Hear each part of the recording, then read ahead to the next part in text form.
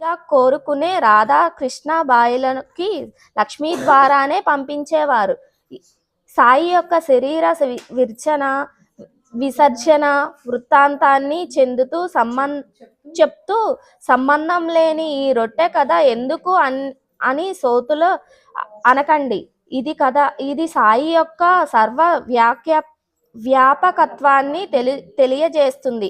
సకల చరాచర దృశ్యాలకు అతీతంగా ఉన్న పరులైన సాయి అంతటా ఎప్పుడూ నిండి ఉన్నారు. వారికి జననం లేదు, వారు అమరులు.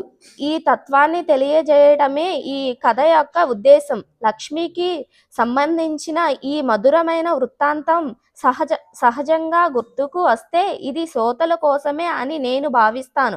ఇటువంటి లక్ష్మి యొక్క సేవ బాబా ఎలా మరిచిపోగలరు? వారు ఎంత బాగా గుర్తుంచుకున్నారో ఆ విషయాన్ని శ్రద్ధగా వినండి.